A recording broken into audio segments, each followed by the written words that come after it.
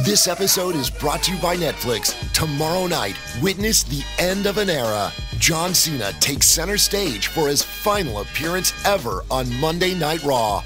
One last match, one unforgettable farewell. Celebrate the legacy of a true WWE legend. Don't miss Monday Night Raw, tomorrow night at 8 p.m. Eastern Time, 5 p.m. Pacific Time, only on Netflix. Be there for the moment everyone will be talking about.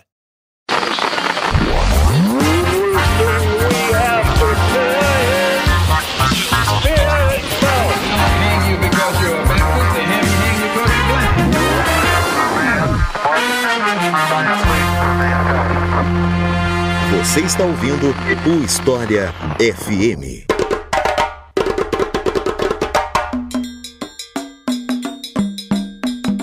Reino Zulu, esse é o tema de hoje do História FM. Eu sou Iclis Rodrigues e para falar sobre esse assunto eu convidei um estudioso do assunto, né? Mais precisamente, Evander Rutieri da Silva. Então, Evander, seja muito bem-vindo, fique à vontade para se apresentar para o pessoal. Bem, primeiramente eu quero agradecer imensamente pelo convite para participar desse episódio. Me senti muito feliz, muito honrado com o convite. Eu me chamo Evander Rutieri da Silva, sou doutor em História pela Universidade Federal do Paraná. Ao longo do meu doutorado, eu tive a oportunidade de fazer doutorado sanduíche na Inglaterra e de começar a trabalhar com arquivos britânicos do período colonial, principalmente na relação com a África do Sul e, sobretudo, as articulações entre literatura e colonialismo no sul da África. Atualmente, eu sou professor de História da África na Universidade Federal da Integração Latino-Americana, a UNILA, que fica localizada em Foz do Iguaçu. Também atuo no programa de pós-graduação em História, no nosso mestrado em História, e tenho pesquisado colonialismo, resistências ao colonialismo, memória, nessa região que hoje a gente conhece como África do Sul. E uma outra coisa que a gente precisa mencionar é que o Evander está lançando um livro pela coleção História FM, mais precisamente um livro sobre a Guerra Anglo-Zulu. Me corrija se eu estiver errado, Evander. Eu acho que é o primeiro livro em português publicado no Brasil sobre esse assunto, não é? Ou eu estou errado? Eu tenho quase certeza que é o primeiro livro publicado no Brasil que trata sobre esse tema. A história sul-africana, de um modo geral, tem uma bibliografia bastante limitada aqui no Brasil, ainda que tenha uma bibliografia bastante densa em língua inglesa. Esse livro, ele trata de três questões principais, né? A primeira questão é a própria história do Reino Zulu, que foi um dos principais centros de poder no sul da África, um dos principais reinos africanos, que teve uma história bastante complexa no século XIX. Esse livro também trata sobre colonialismo e colonização no sul da África. A história colonial sul-africana também é muito complexa, tem uma relação com os processos de expansão ultramarina que começam lá no século XVI, no século XVII, e também com esse processo mais recente de partilha da África, de roedura do continente africano no século XIX.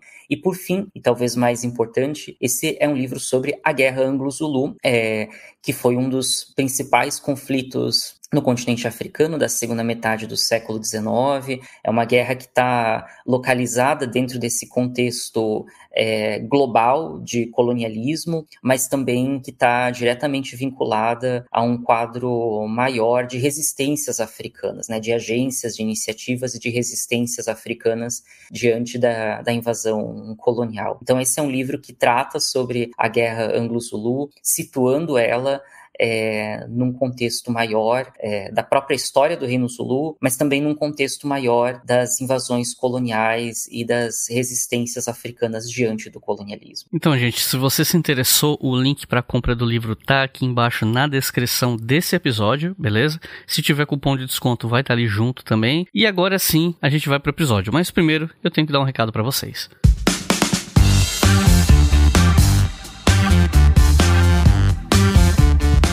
Pessoal, como sempre, eu preciso vir aqui falar para vocês da nossa campanha no Apoia-se, porque é ela que financia o História FM. Esse é um projeto educacional gratuito, está no ar desde 2019, já ajudou milhares de pessoas. Eu já recebi várias mensagens de gente que, eu passei na disciplina graças ao História FM, terminei o TCC por causa do História FM, passei no mestrado, no doutorado, passei no concurso para professor graças ao podcast. Esse programa ajuda muitas pessoas, mas ele só existe porque tem uma série de apoiadores que permitem que esse programa exista, que financiam esse projeto. Então, se você quer fazer parte disso e ajudar tantas outras milhares de pessoas que estudam história a partir do História FM, eu peço que você considere a possibilidade de apoiar a gente em apoia.se/obrigahistoria. O link está aqui na descrição desse episódio. E só com R$2 por mês, é menos que o preço de um miojo, você já ajuda a manter o História FM no ar. Os nossos novos apoiadores e apoiadoras são Joana Soares, José Neto, Nayara Capello, Keila Longen, Gelba Almeida e Luiz Oliveira. Muito obrigado, pessoal. É graças a vocês que o História FM existe. Se você que está ouvindo ainda não apoia, você pode fazer isso pelo link que está aqui na descrição, junto de outros links como o do livro, do Evander, do episódio de hoje, os links dos meus cursos, que ensinam algumas coisas básicas para quem quer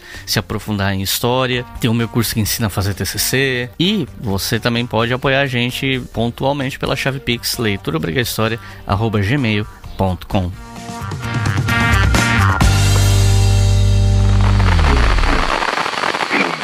No final do século XVIII surge o Reino Zulu, um poderoso reino localizado no sul do continente africano, mais especificamente na região da África Austral, onde hoje está localizada a África do Sul, Lesoto, Suazilândia e Moçambique.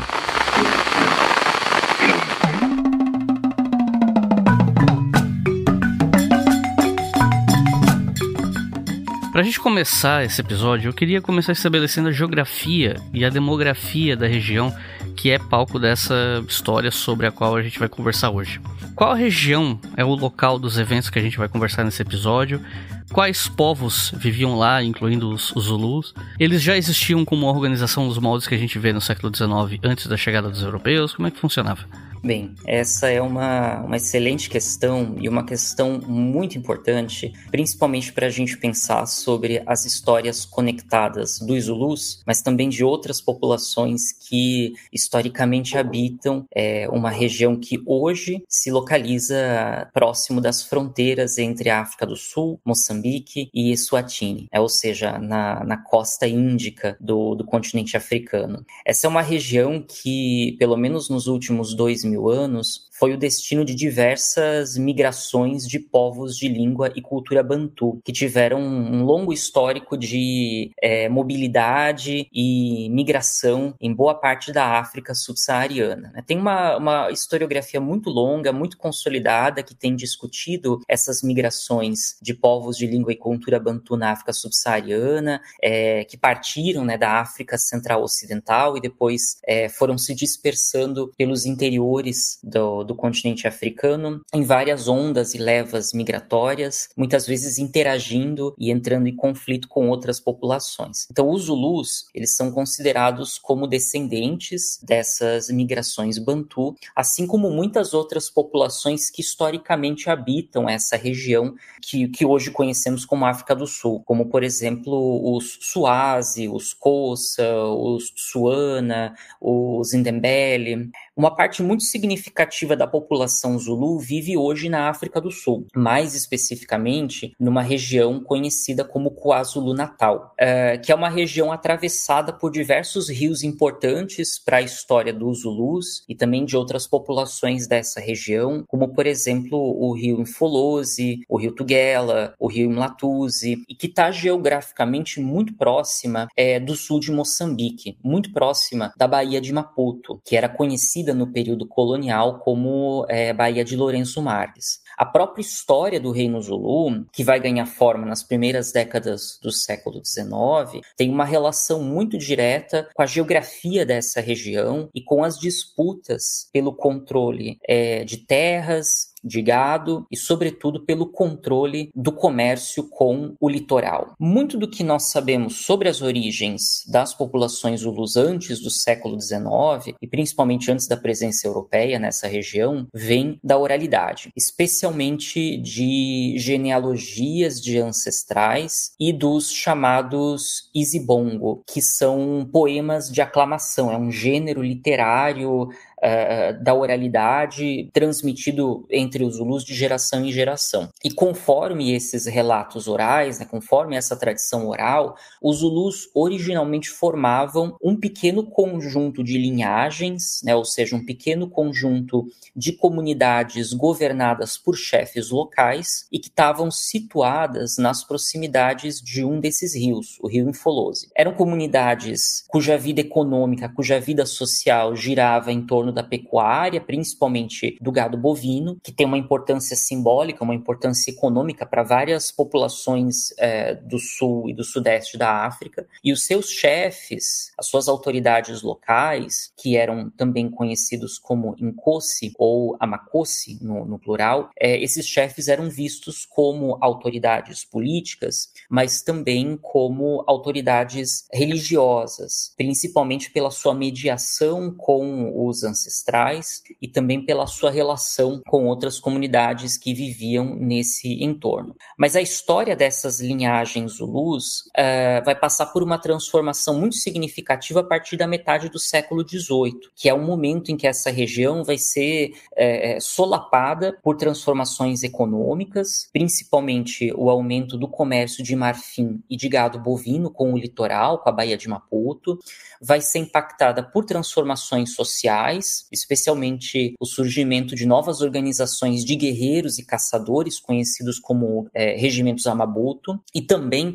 por transformações políticas, como a formação de grandes centros de poder africano, ou seja, com um processo de concentração de poder nas mãos de um punhado de chefes que disputavam o controle de terras, de gado e de recursos naturais nessa região. Essas chefaturas, como é o caso dos Unduandue, dos Nguane e dos Mtetua, estavam numa disputa muito ferrenha nas últimas décadas do século XVIII e no comecinho do século XIX, e os Zulus começam a ganhar proeminência política, começam a ganhar um espaço de poder justamente nesse período, a partir de uma espécie de aprendizado mútuo na política e na guerra, e que envolvia toda essa região no sul da Baía de Maputo. Então é nesse contexto que o reino Zulu ganha forma, no momento em que os chefes Zulus começam a estabelecer a sua autoridade sobre outras chefaturas, sobre outras comunidades locais. Algumas dessas comunidades foram conquistadas por meio da guerra, outras se submeteram voluntariamente por meio de uma relação conhecida na língua Zulu como o Kukonza, e que pressupõe uma espécie de reciprocidade entre um chefe dominante e um chefe dominado. Então a década de 1810 é tradicionalmente apontada com esse momento de formação do reino Zulu nessa região. A gente usa muito o termo reino, entendendo que é um termo, claro, de origem europeia e que talvez não seja o termo mais adequado para se referir ao que nós poderíamos entender como um centro de poder político, baseado em algumas linhagens dominantes, em alguns clãs dominantes, que eram os Zulus propriamente ditos, e em torno deles dezenas ou até centenas de comunidades dominadas em maior ou menor grau de adesão, quase como um mosaico muito dinâmico de chefaturas. E por fim, eu acho que vale a pena frisar que a experiência do reino Zulu nesse período não foi a única, porque tem vários outros reinos africanos que vão se formar mais ou menos na mesma época e numa mesma região, que é o caso do reino Swazi, na região que hoje a gente conhece como Eswatini, do reino Ndembele, no atual Zimbábue, do reino de Gaza, no sul de Moçambique. Então são vários reinos africanos com histórias conectadas e com conexões políticas, econômicas, culturais, muito tempo antes da presença europeia nessa região. Muito dessa história que a gente está contando hoje perpassa o contato dos Zulus com os europeus, como, aliás, muito do que a gente estuda sobre a história da África, em particular no século XIX para frente, e antes também, né? Mas o século XIX isso se intensifica. Como é que foi a chegada dos europeus no sul da África e como eles se estabeleceram lá? Bem, a presença colonial europeia no sul da África, ela é relativamente antiga. Acho importante lembrar que o extremo sul do continente africano, que já era conhecido desde o século XVI como Cabo da Boa Esperança, era um ponto de passagem muito importante para os navegadores europeus que iam em direção da Ásia, do sul da Ásia, do sudeste da Ásia, principalmente por causa do comércio. Comércio de especiarias, comércio de tecidos, comércio de açúcar, de algodão. Então, desde o século XVI, desde o século XVII, já tinham portugueses margeando o sul e o sudeste da África. Mas é a partir da metade do século XVII que a gente tem uma presença maior de europeus ocupando essa região, especialmente a região do Cabo Ocidental. Eram, na sua maioria, holandeses, a serviço da Companhia Holandesa das Índias Orientais, muito interessados no comércio com a Ásia, muito interessados em estabelecer fortes militares e postos de reabastecimento para as embarcações holandesas, mas gradativamente esses holandeses começam a se interessar pela exploração agrícola no sul da África, especialmente a exploração de trigo e de uvas para a produção de vinho. Essa presença holandesa, que aparece já no século XVII, teve dois impactos que são característicos de processos coloniais. Em primeiro lugar, levou à remoção forçada e o extermínio das populações que já viviam nessa região, principalmente os povos Khoisan, ou também conhecidos como Khoikhoi. E, em segundo lugar, levou à introdução do tráfico de escravizados no sul da África, especialmente escravizados vindos da Ásia, da Indonésia, da Malásia, do Ceilão, do Sri Lanka, mas também escravizados vindos da África Oriental, principalmente de Madagascar e do norte de Moçambique. Essa companhia holandesa das Índias Orientais teve o controle político do Cabo até o final do século XVIII. E os descendentes desses holandeses ficaram conhecidos como boeres, que na língua africana significa fazendeiros, mas a partir do século XIX eles ficaram também conhecidos como afrikaners. E hoje eles formam uma pequena minoria de sul-africanos brancos e que tem uma história bastante complexa por causa do apartheid já no século XX. No começo do XIX, do século XIX, a região do Cabo começa a ser invadida pelos britânicos, principalmente no contexto das guerras contra Napoleão. E, além disso, os britânicos já tinham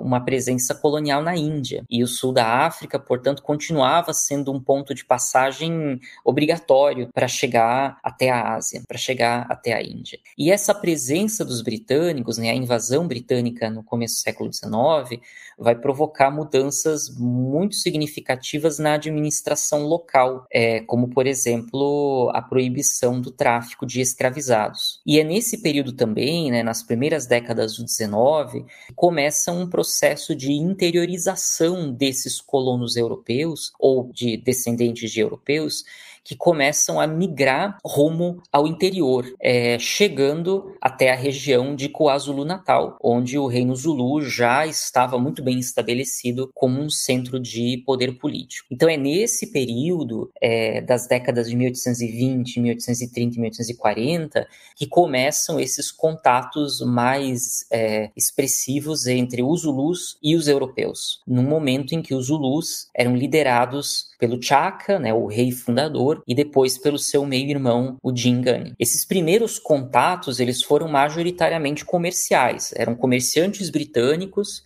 que já na década de 1820 tinham interesse em participar do comércio de marfim e de gado, mas que dependiam da autorização e da colaboração dos chefes zulus. Ou seja, é um momento em que a presença europeia ela já se faz visível naquela região, mas ainda muito irregular, muito flutuante e dependente da autorização formal dos Zulus. Mais tarde, já na década de 1830, aí sim tem uma presença mais intensa de colonos boeres que começam a se estabelecer nessa região, o que vai levar a um estado de conflito e também de tensão política com os Zulus, né? Essas tensões, elas vão perdurar ao longo do século XIX e tinha o controle sobre a terra como uma das suas questões principais. Eu resolvi seguir boa parte da narrativa desse episódio focando nas lideranças Zulus e o que acontecia com eles sob cada líder, porque eu acho que para o público que está ouvindo, essa é uma periodização possível que torna esse assunto mais compreensível, especialmente levando em conta o desconhecimento que nós temos aqui no Brasil sobre povos originários africanos e tal. E quando se fala dos Zulus, muita gente lembra especificamente da figura do Shaka, que foi talvez a liderança mais emblemática dos Zulus, ou pelo menos que ficou nesse imaginário coletivo e tal.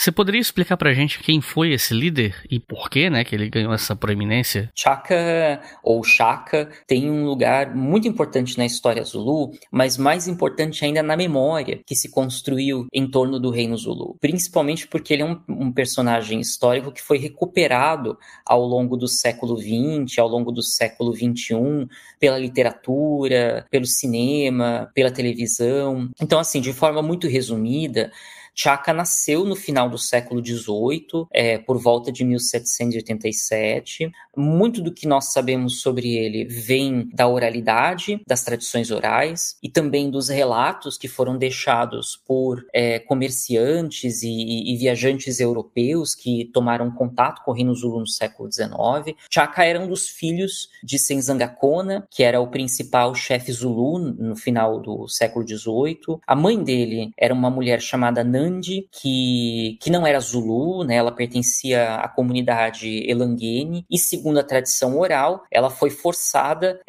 ou abandonou voluntariamente o Senzanga Kona com os seus filhos quando o Shaka era criança, e segundo essa tradição oral, o Shaka cresceu entre os Elanguene, depois cresceu entre os Mtetua, onde ele foi treinado como guerreiro e ocupou uma função importante enquanto comandante de regimentos de guerreiros. Poucos anos depois, em 1816, o pai do Shaka morre e ele se envolve, o Shaka se envolve nas disputas pela sucessão que vão se desenrolar nos meses seguintes, eventualmente assumindo o poder. Esse foi um período em que as disputas entre os Mtetua e os Ndwandwe se intensificaram, e o Shaka se aproveitou de uma espécie de vácuo no poder entre os Mtetua para estabelecer os Zulus como um poder dominante naquela região, derrotando muitos chefes rivais e forçando outros a migrar para longe da esfera de influência política dos Zulus. Tudo indica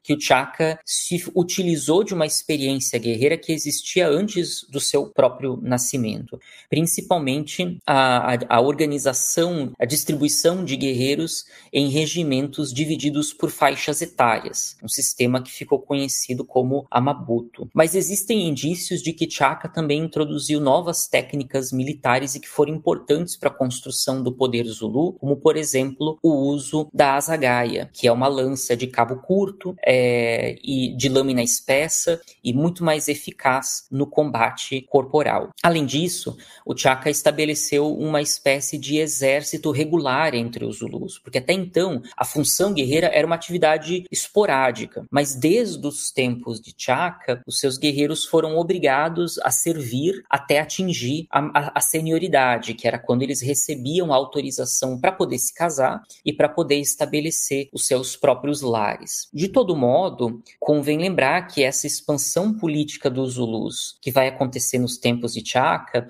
nem sempre envolvia a conquista militar. Tem uma historiografia já bem consolidada e que demonstra que várias comunidades se submeteram voluntariamente aos Zulus naquela relação que eu mencionei antes, né, a Ukukonza, uma relação a partir da qual os Zulus permitiam que os chefes dominados continuassem no poder, contanto que fornecessem tributos, geralmente em gado bovino, e que também fornecessem guerreiros quando fossem solicitados. E, além disso, outras comunidades decidiram migrar para se distanciar do Chaka e das autoridades zulus, como foi o caso de muitas comunidades abacuabe. Então, é fundamental a gente entender que esse reino fundado por Chaka era muito dinâmico, muito diversificado internamente. Ele era formado também por comunidades que não necessariamente se identificavam como Zulus e que também tinham lealdades muito flutuantes com os Zulus, né? Então é uma história muito dinâmica de formação política. Por fim, o Chaka foi assassinado em 1828, numa conspiração que envolveu membros da sua família, né? Principalmente os seus irmãos, o Dingane e o Langane, num momento de crise política, num momento de insatisfação, especialmente das forças guerreiras, e esse também é um período em que começam a circular certas representações de Chaka como uma espécie de tirano, como uma espécie de déspota violento. Aproveitando isso que você mencionou sobre a imagem de déspota e tal, eu tava lendo uma vez um livro do Adrian Graves, que eu acho que era o Crossing the Buffalo, mas pode ser outro, enfim. Nesse livro ele pintava uma imagem bem agressiva da figura do Chaka, de um líder muito agressivo e impiedoso, não só contra os adversários, mas também contra os seus próprios subordinados, que infligia vários castigos, punições, enfim. Eu queria saber qual é a leitura que você tem sobre isso, né? Porque, afinal de contas, eu estou me baseando num autor só, que, pelo que eu me lembro, ele não é necessariamente formado em história, ele é um entusiasta mais da Guerra Anglo-Zulu, enfim. Apesar de ter publicado muito livro sobre o assunto, ser considerado referência, né? Já que você tem um cabedal maior para falar disso, qual é a tua leitura a respeito dessa interpretação? Eu acho que essa é uma ótima pergunta e, em grande medida, a historiadora Caroline Hamilton tem um livro importante que discute isso e que se chama Terrific Majesty. É um livro que foi publicado em 1998. Então, muito dessa minha resposta também é informada por essa leitura da Caroline Hamilton.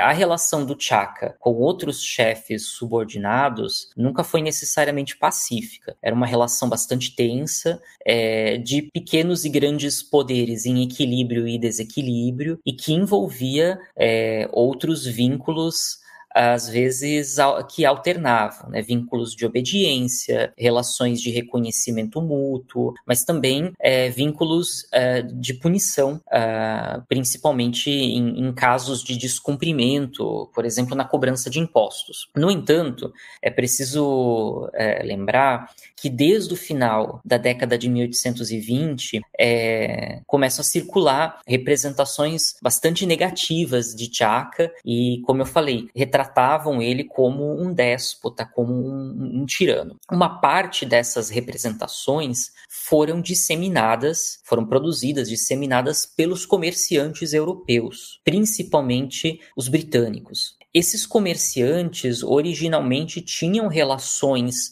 diplomáticas, relações comerciais com Chaka, mas essas relações azedam no final da década de 1820, mais ou menos na mesma época da morte do Chaka. Esses comerciantes, eles tinham interesse de ampliar a sua influência política nessa região, sobretudo para garantir o controle sobre o comércio de marfim e o comércio de gado.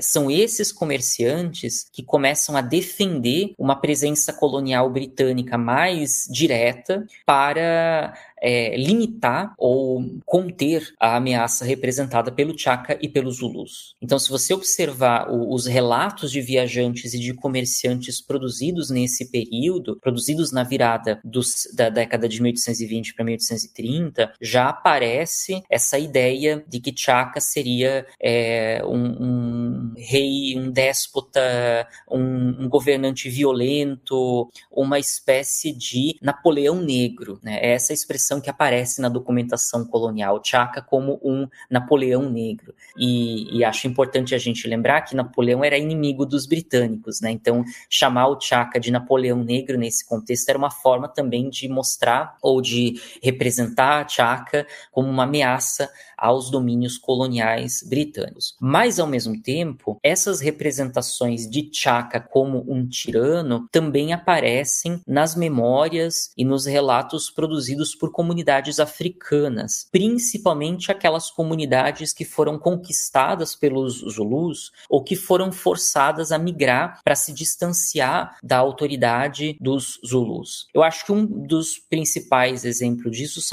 é o caso dos Abacoabe. Os Abacoabe era uma outra comunidade importante nessa região que tinha um histórico de rivalidades e hostilidades com os Zulus. Os Abacoabe, eles vão se deslocar ao sul na década de 1820, na década de 1830, e muitos descendentes dos Abacoabe que foram entrevistados por administradores coloniais no começo do século XX contaram também essa história de violência, né, na qual o Chaka aparece como um tirano ou como um governante ilegítimo que teria forçado os Abacoabe a perder as suas terras e a migrar em direção da colônia de Natal. Mais tarde, já na segunda metade do século XIX, essa imagem de um Chaka tirano vai reaparecer nos discursos produzidos pelos agentes do colonialismo britânico e que tinham como objetivo invadir ou conquistar os territórios Zulus. É nesse período em que proliferam essas imagens racistas e colonialistas a respeito dos Zulus. É nesse período que não apenas Chaka, mas os Zulus, de um modo geral, passam a ser retratados como violentos, como bárbaros, em grande medida como uma ameaça aos projetos de colonização britânica. Então, muito resumidamente, né, essa imagem bem agressiva de Chaka, né, como você pontuou, ela pode ter origens nas relações tensas que os Zulus tinham com as comunidades assujeitadas ou com as comunidades dominadas, mas ela também vai surgir em outros contextos, principalmente relacionados à presença colonial britânica, também na memória dos inimigos dos Zulus ou daquelas comunidades que foram dominadas pelos Zulus.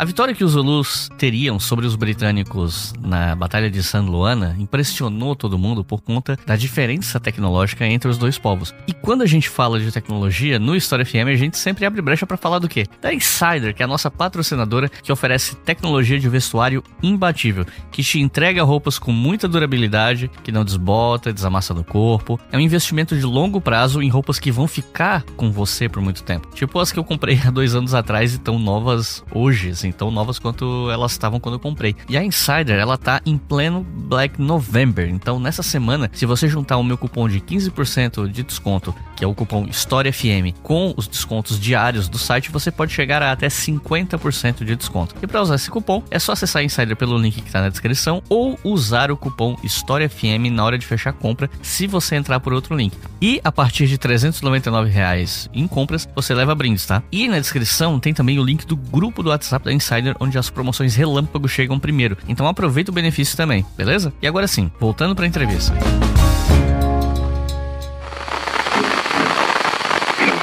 Uma outra liderança importante dos Zulus foi Dingane. Como é que foi o período dele no poder? E a pronúncia do nome dele, se eu tiver pronunciado errado? Bem, como eu mencionei antes, o Dingane era o meio-irmão do Chaka e, portanto, ele era um dos vários filhos do Senzangakona, que era o chefe dos Zulus, né, no final do século XVIII. O Dingane, ele se torna o Nkosi, o rei dos Zulus, em 1828, logo depois da morte do Chaka. O Chaka, como eu mencionei, ele foi assassinado, né, por uma conspiração da qual o Dingane estava envolvido, e essa passagem de poder foi marcada por tensões e crises internas. porque o Dingane deu início a um processo de perseguição aos antigos aliados do Chaka, o que forçou muitos chefes a se deslocarem para se distanciar da influência política do Dingane. Seguindo o costume Zulu, o Dingane também estabeleceu uma nova capital, fundou uma nova capital, que é o assentamento de Ngunglovo. No século XIX, isso era uma tradição política entre os Zulus. Sempre que um novo chefe Zulu assumia o poder, ele fundava uma nova capital, deixando o assentamento anterior, né, a capital anterior, para o espírito do seu antecessor. Os tempos de Dingane foram marcados por duas questões que são centrais. Em primeiro lugar, é um momento em que os Zulus começam a tomar contato mais constante com comerciantes britânicos, com missionários, com colonos boeres, que se deslocam para essa região ao longo da década de 1830. O Dingane tinha relações diplomáticas com os comerciantes britânicos que estavam se inserindo no litoral. Essa relação nem sempre era pacífica e, em diversos momentos, Dingane envia regimentos de guerreiros contra as autoridades europeias. Ele envia, por exemplo, uma expedição punitiva em 1833 em direção de Lourenço Marques, em direção da Baía de Maputo, que era onde ficava o centro da administração colonial portuguesa. Mas um dos momentos mais emblemáticos desse contato com os europeus ou descendentes de europeus ocorre quando um dos líderes boeres, o Piet Retief, se aproxima de Dingane solicitando terras para se estabelecer com dezenas de famílias de imigrantes boeres nessa região. O Dingane exige que o Retief e os seus homens recuperem gado que tinha sido roubado dos Zulus, só que quando o Dingane tenta retornar com esse gado recuperado, quando o Retief, retorna, o Dingane decreta a sua morte e o dos seus homens. Durante muito tempo, esse episódio foi associado a uma certa representação de Dingane como um chefe tirano e violento. Mas a historiografia mais recente tem observado essa decisão com olhares muito mais cautelosos, como uma resposta a um momento de incertezas, um momento no qual centenas de boeres montados em cavalos e armados com rifles já invadiam as terras Zulus. Então esse episódio, a morte de Piet Retief e da sua comitiva, deu início a uma série de conflitos entre Dingane, entre os Zulus e os boeres, resultando em confrontos armados, como, por exemplo, a Batalha de Blood River, em 1838. Então, a primeira questão que marca os tempos de Dingane é essa aproximação maior dos Zulus com europeus ou descendentes de europeus, mas principalmente com esses colonos boeres que estavam migrando rumo à região de KwaZulu-Natal. A outra questão que marca esse período, principalmente as décadas de 1840, começo da década de 1850, são os conflitos entre Dingane e o seu meio-irmão, o Pandi. Em grande medida, esses conflitos também eram resultantes das próprias políticas promovidas pelo Dingane,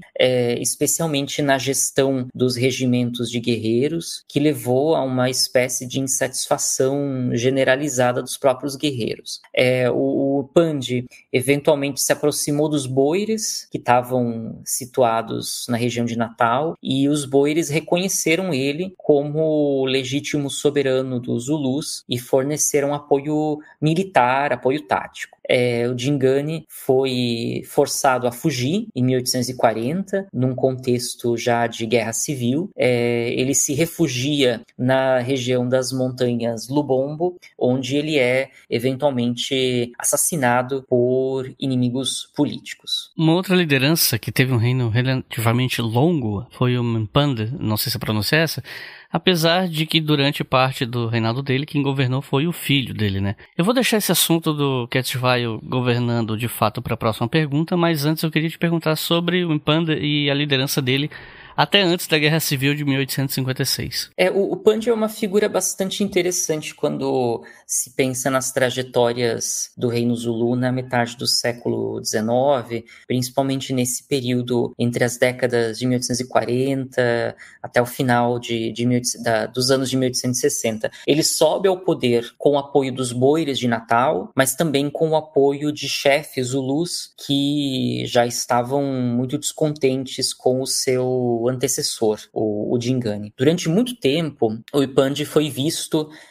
ou pelo menos lembrado, como uma espécie de um chefe pacífico, pouco competente politicamente, tanto em assuntos internos quanto em assuntos externos do Reino Zulu, mas tem uma historiografia mais recente que tem problematizado essa visão, mostrando que o Pandya conseguiu preservar instituições muito importantes no mundo Zulu, como os regimentos de guerreiros Amabuto, e também conseguiu estender a sua influência política sobre outros territórios, como na região do Reino Swazi, que passou por uma crise política no final da década de 1840, no começo dos anos de 1850, e o Mpande, muito estrategicamente, consegue estender as suas influências políticas nesse contexto de crise. Além disso, os tempos de Mpande também foram marcados por um momento em que o território de Natal, que era vizinho ao território Zulu, foi anexado pelos britânicos e transformado na colônia de Natal. E isso marcou um momento de aproximação política, mas também de aproximação diplomática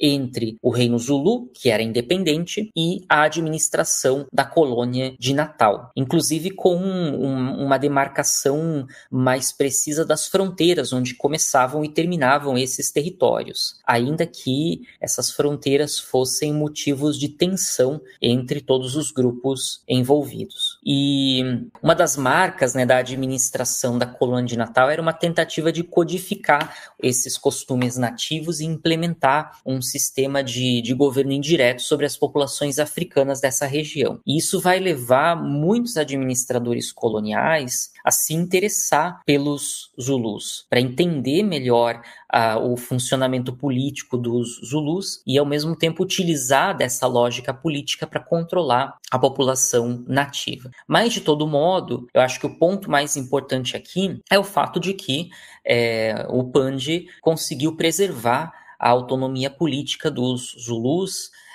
fazendo uso do poder militar, mas também fazendo uso da diplomacia com as autoridades britânicas na colônia de Natal. Toda essa história tem início com um jovem chamado Shaka, que teria nascido entre 1783 e 1786 e que viveu até 1828.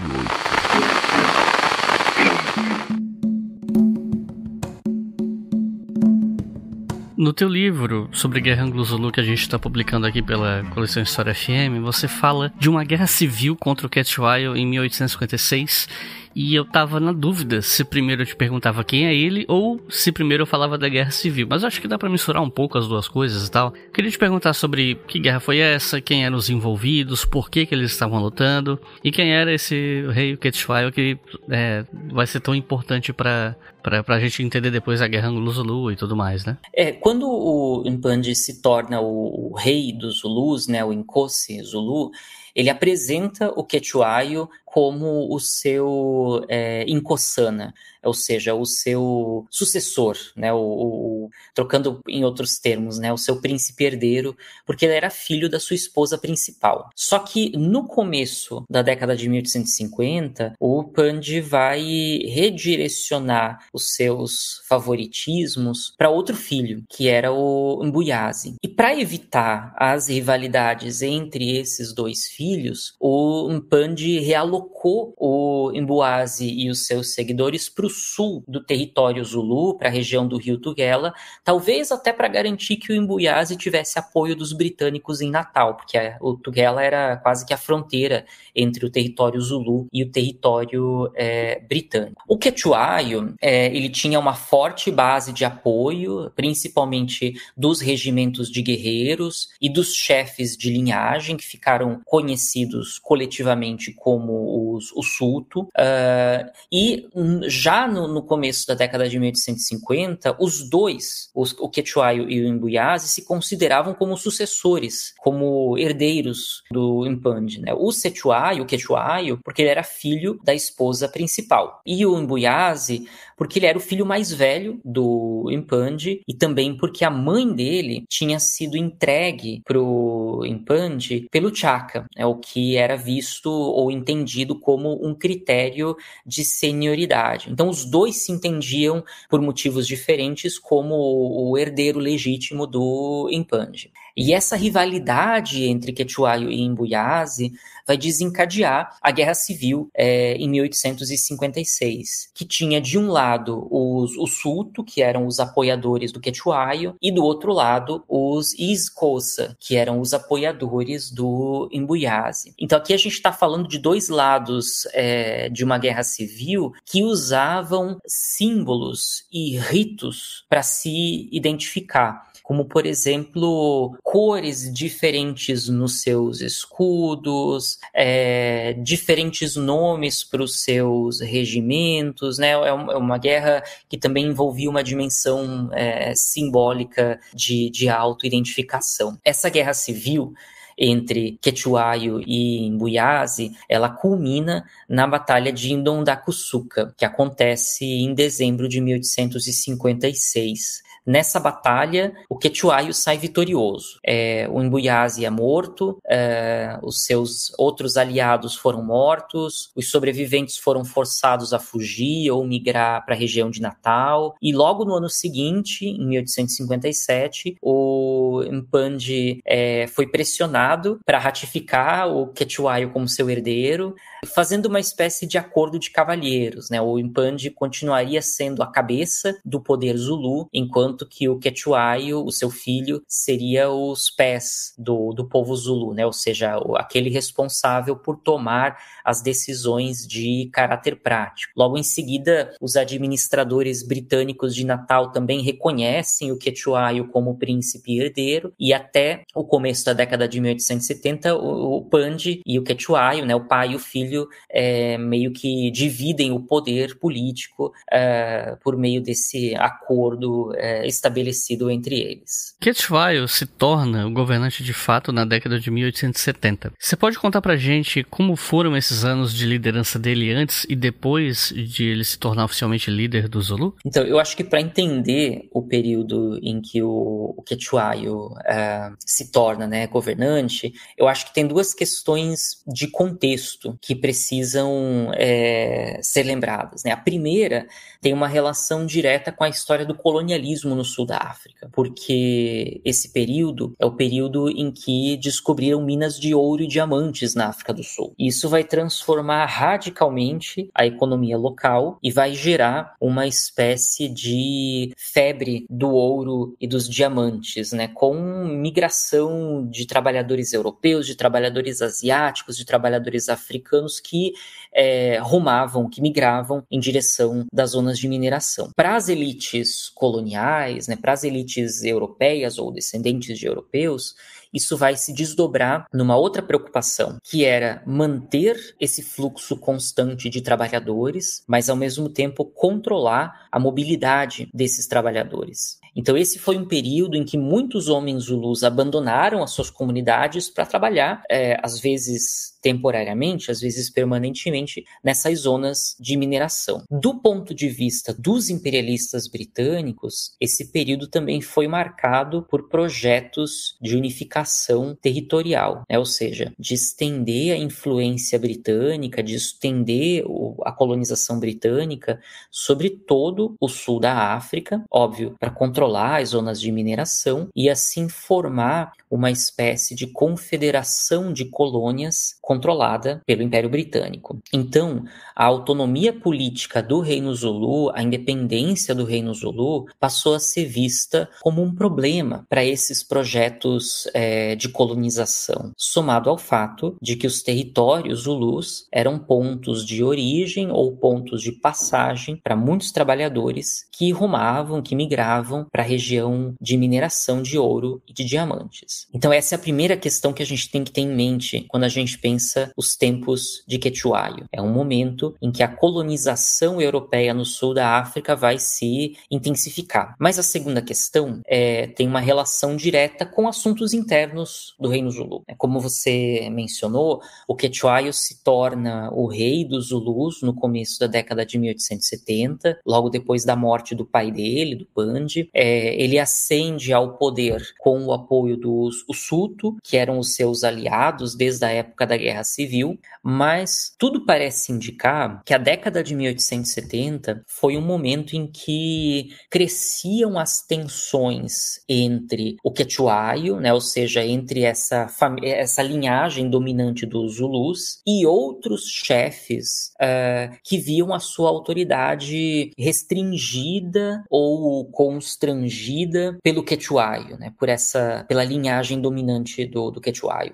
Então, a documentação da época faz menção, por exemplo, a regimentos a guerreiros que pertenciam aos regimentos do Quechuaio, mas que tinham se casado sem ter a autorização expressa do Quechuaio. E segundo viajantes europeus que circulavam por essa região, os regimentos Amabutu, que eram tão importantes para a autoridade política dos Zulus, eles tinham se tornado instituições mais simbólicas do que concretas. E para piorar, para agravar essa situação, haviam irmãos do Quechuaio, ou seja, outros membros da linhagem dominante, da família real Zulu, que já disputavam espaços de poder. Alguns deles tinham sido aliados do Quechuaio na Guerra Civil contra o Imbuyazi, mas agora eles se distanciavam do Quechuaio nas disputas pelo poder. Então a documentação do período parece indicar que haviam tensões e fraturas internas que ganhavam força nos tempos de Quechuaio, e são essas tensões internas pelo poder que vão depois ter um papel muito importante ao longo da Guerra Anglo-Zulu de 1879. Rei Sechuaio assumiu o trono Zulu em 1873. Sechuaio era inteligente e tinha uma força política, bem como um bom comandante militar.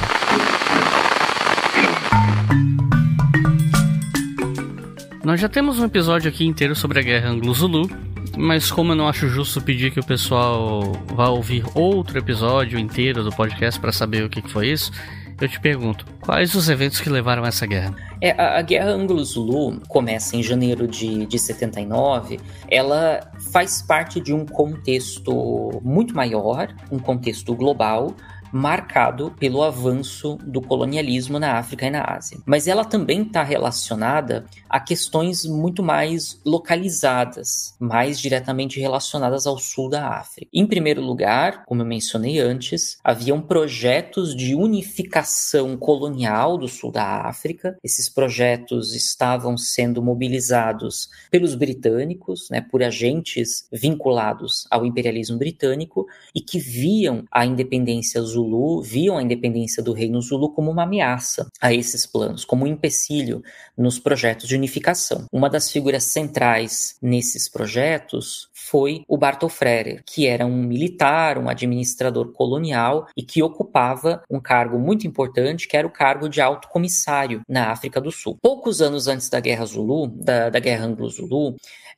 os britânicos anexaram o território do Transvaal, que era até então uma república boer e que passa a ser uma colônia britânica em 1876. O Transvaal fazia fronteira com os territórios zulus e com a anexação, os britânicos receberam as disputas pelas fronteiras que envolviam os zulus e os boeres. Então, a anexação do Transvaal vai gerar uma tensão tensão crescente entre britânicos, entre boeres, entre zulus, e que tinham a questão das fronteiras como um ponto bastante sensível. Além disso, como eu frisei antes, esse período foi marcado pela intensificação da exploração de ouro e de diamantes, e junto com isso, da mão de obra africana. E o território Zulu era visto como uma fonte de mão de obra, ou pelo menos como ponto de passagem de trabalhadores que migravam para as zonas de mineração. Essa tensão entre os Zulus e os britânicos vai se intensificar em 1878, quando um chefe Zulu atravessou as fronteiras em direção da colônia de Natal. Esses comandantes Zulus atravessaram o rio Búfalo, trazendo consigo as esposas do chefe Zirraio, que tinham migrado para Natal. Essas esposas tinham sido acusadas de adultério, elas fugiram para Natal, e os Zulus, liderados pelos filhos do Zirraio, atravessam as fronteiras, raptam essas mulheres e levam elas de volta ao reino Zulu. Mas o governo colonial de Natal viu isso como uma invasão iminente dos Zulus, como uma ameaça de invasão. O governo de Natal envia uma mensagem ao Cetuaio com ordens para entregar os filhos de Zirraio para que eles fossem julgados em Natal. O Cetuaio se recusa, avisando que já haviam casos anteriores, de fugitivos de Natal que entraram no reino Zulu e que também foram capturados sem autorização Zulu. O governo de Natal, de um modo geral, atribuiu pouca importância para esse incidente, que é quase um incidente diplomático. Mas o Bartol Frere interpretou isso como uma afronta à soberania britânica e um sinal de perigo com relação à segurança da colônia de Natal. Esse episódio foi seguido por outros atritos entre os britânicos e os Zulus e que contribuíram para botar mais fogo, botar mais lenha na fogueira, contribuíram para escalonar essa tensão política entre britânicos e Zulus. Isso vai levar a uma espécie de ultimato que foi enviado ao Cetuaio no final de 1878 e que exigia uma série de condições. Exigia que o Cetuaio entregasse o Zirraio e os seus filhos para as autoridades coloniais, que o Cetuaio pagasse uma multa de 500 cabeças de gado num prazo de até 20 dias. Esse ultimato também exigia reformas internas que buscavam desmontar toda a estrutura política e militar dos Zulus, como, por exemplo, a abolição dos regimentos Amabuto. Estabelecia também que o consentimento britânico era necessário para qualquer convocação militar, determinava a instalação de um oficial britânico no território Zulu para garantir o cumprimento dessas exigências, exigia a liberdade de atuação de missionários cristãos nessa região e, por fim, esse ultimato enviado pelos administradores britânicos para o Cetuaio estipulava que o Cetuaio tinha um prazo de 30 dias para responder e para cumprir essas exigências. Então, o Cetuaio recebe esse ultimato e assim que terminam o prazo dos 30 dias, os britânicos já começavam as operações de invasão do território Zulu, o que desencadeou na Batalha de Isandlwana em janeiro de 1879. Por fim, eu acho importante só frisar que esse ultimato enviado pelos administradores britânicos para o Cetuaio continha uma série de exigências que eram impossíveis de serem implementadas. E é muito provável que esse ultimato tenha sido mobilizado quase como um pretexto para dar início à invasão britânica dos territórios Zulus.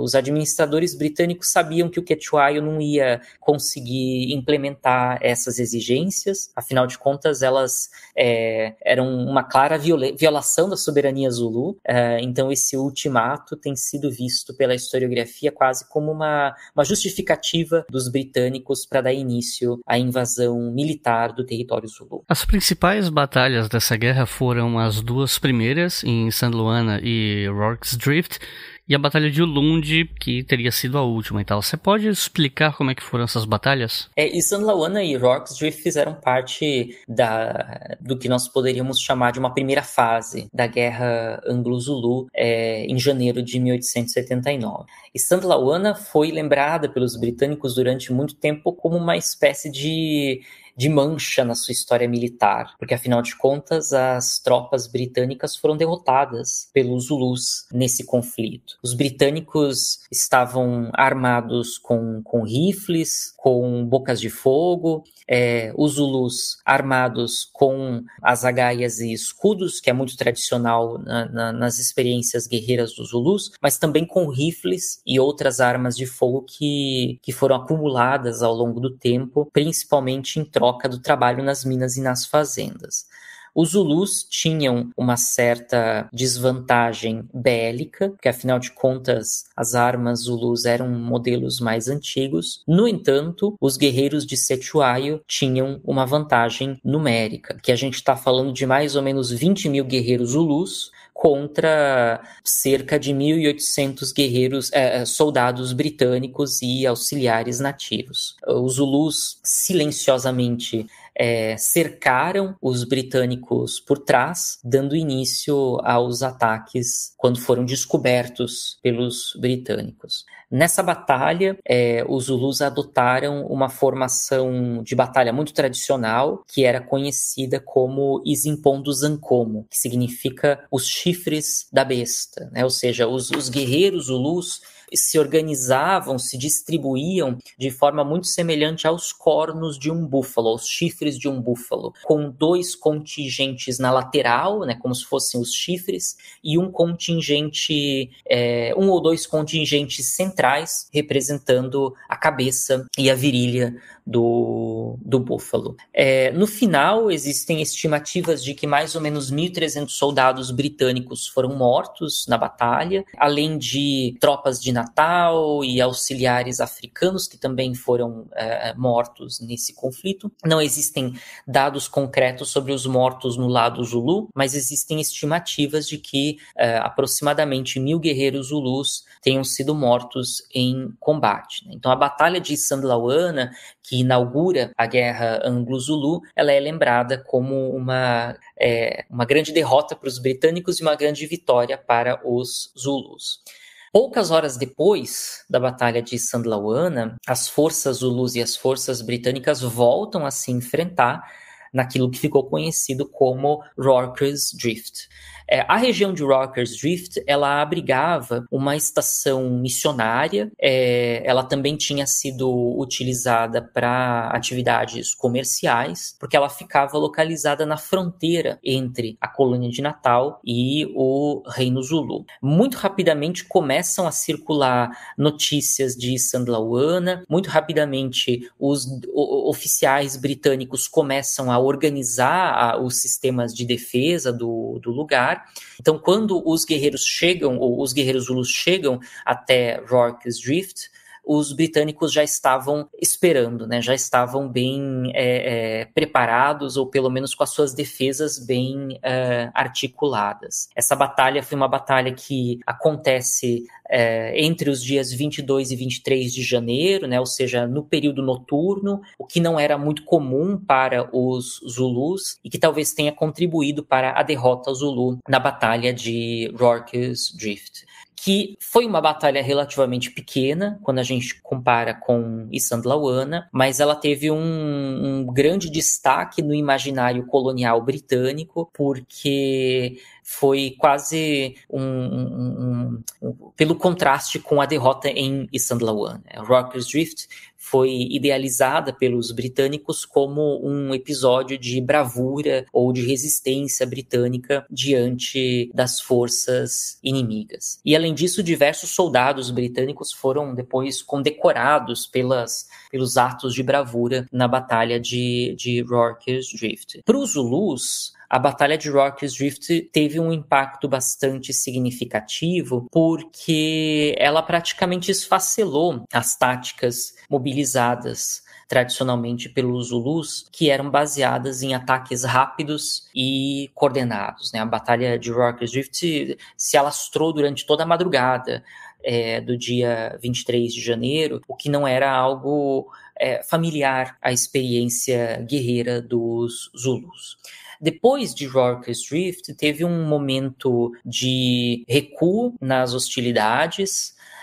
As forças britânicas usaram desse período para se reorganizar, para receber reforços. Os regimentos Zulus foram parcialmente dispensados, mas depois remobilizados, sobretudo para o contexto da Batalha de Ulundi, também conhecida como Batalha de Ondine, e que fez parte de uma última fase da guerra, no momento em que a capital de Quechuayo, né, o principal assentamento de Quechuayo, foi invadido pelos britânicos, forçando Quechuayo a fugir. Então, nessa última batalha, né, nessa fase final da guerra, diversos chefes Zulus passaram a apoiar os britânicos. Alguns deles eram antigos rivais do Quechuayo e viam nesse apoio aos britânicos a possibilidade de ampliar o seu poder político em caso de vitória dos britânicos. Então, a destruição de Ulundi e depois a captura de Quechuayo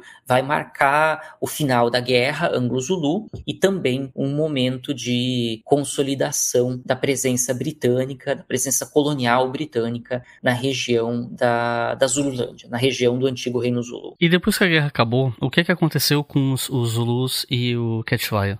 Bem, com o final da guerra, o território Zulu é invadido pelos britânicos, os seus regimentos de guerreiros são desmantelados, são dissolvidos, e o Quechuayo foi capturado, destronado e exilado. Num primeiro momento, os territórios Zulus foram divididos em 13 pequenos territórios, cada um deles administrado por chefes que haviam se aliado aos britânicos.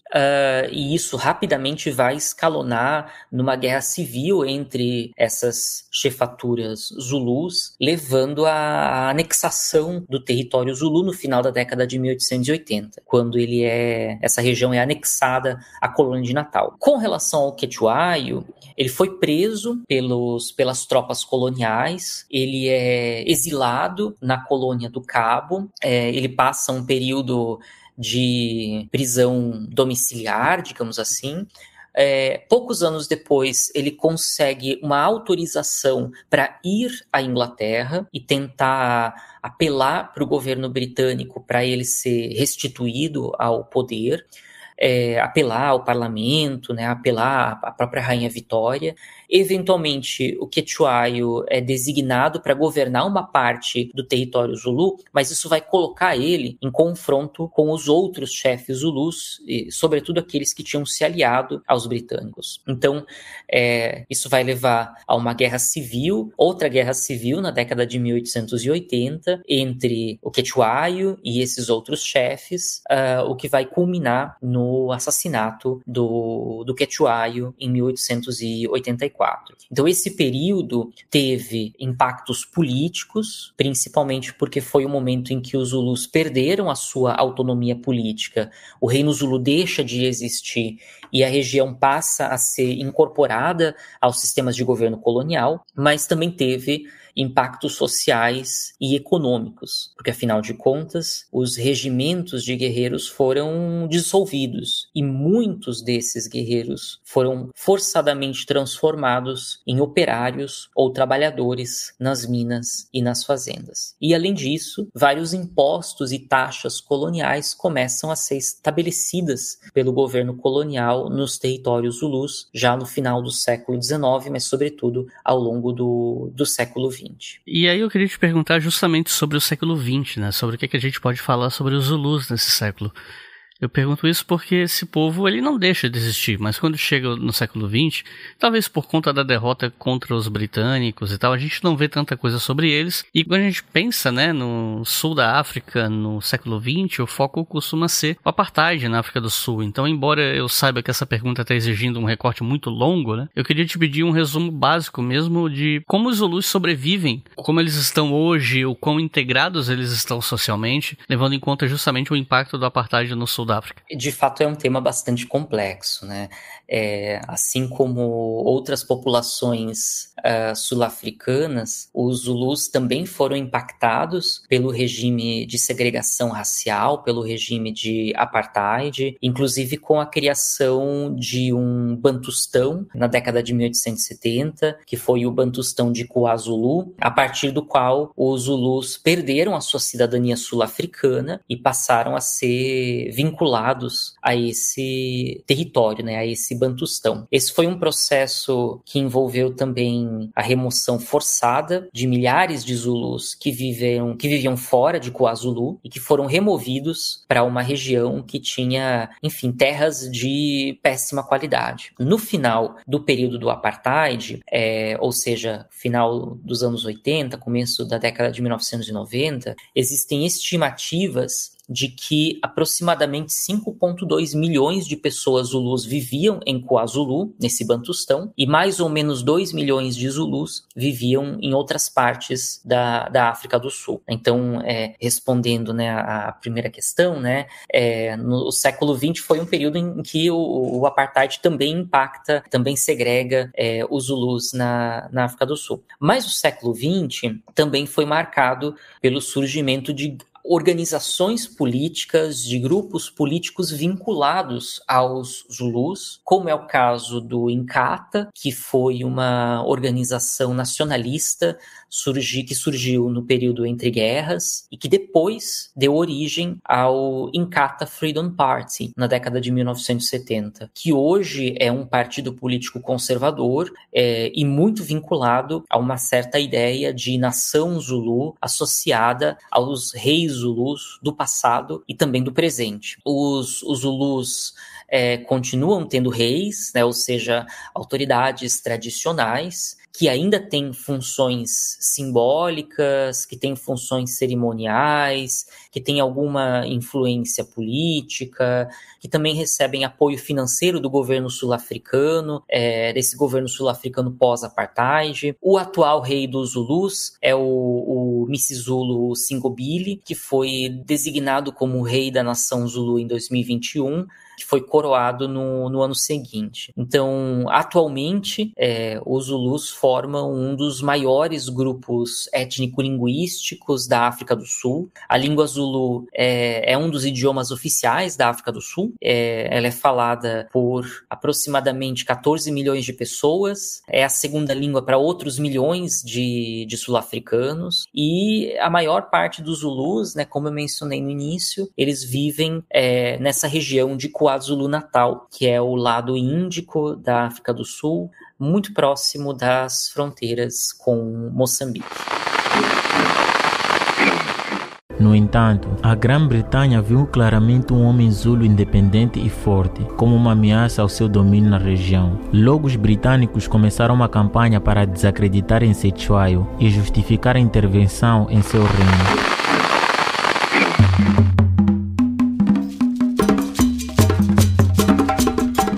Recomendação de leitura para quem ouviu até o final, se interessou pelo assunto. Se você tivesse que recomendar até 3 livros, que livros você recomendaria? Incluindo aí, claro, o livro que a gente lançou pela coleção História FM. Então, fica à vontade. Bem, começo então recomendando o livro publicado pela coleção do podcast. O livro se chama Guerra Anglo-Zulu, Colonialismo, Poder e Resistências no Sul da África. Como mencionei antes, né, no início do episódio, é um livro que vai tratar sobre a história do Reino Zulu, sobre a história do colonialismo no sul da África, sobre a Guerra Anglo-Zulu, né, sobre esse contexto de conflitos entre os britânicos e os Zulus. Também quero recomendar um outro livro de minha autoria também, que se chama Entre o Escudo e a Azaghai, é uma história política do Reino Zulu no século XIX, que, como o próprio título sugere, é uma história do processo de formação e de desmantelação do Reino Zulu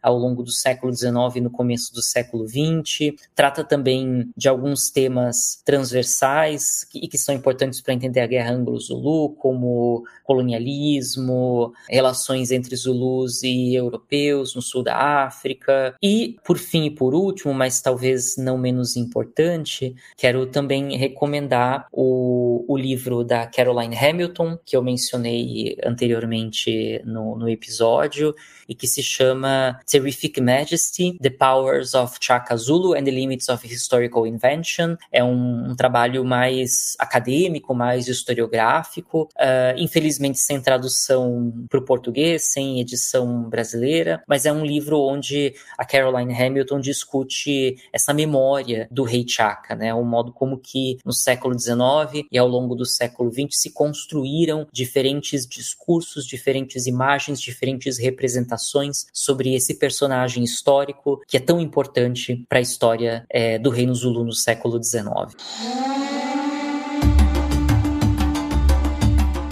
Então é isso, gente. Evander, tem alguma consideração final? Não, quero agradecer novamente pelo convite.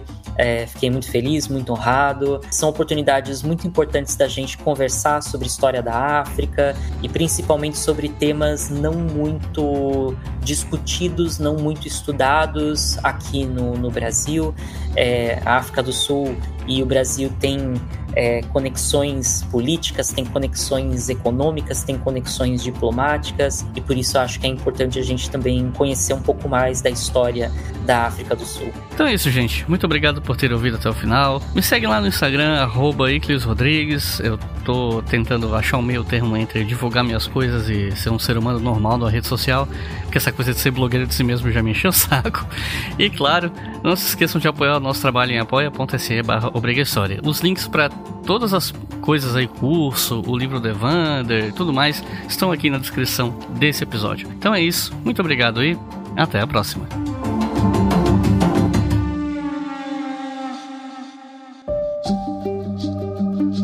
O História FM é uma produção do canal Leitura Obriga História. Apresentação, Iclis Rodrigues. Edição, Samuel Gambini. Roteiro, Iclis Rodrigues. O financiamento deste programa é realizado pelos nossos colaboradores em apoia.se/Obriga História.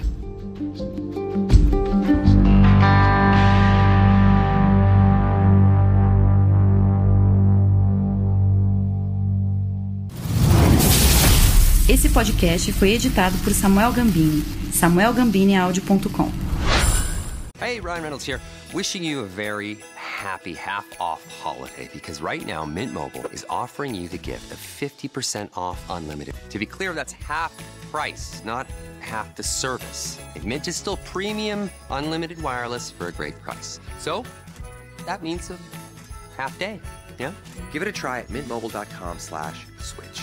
Upfront payment of $45 for 3-month plan, equivalent to $15 per month required. New customer offer for first 3 months only. Speed slow after 35 gigabytes if network's busy. Taxes and fees extra. See mintmobile.com.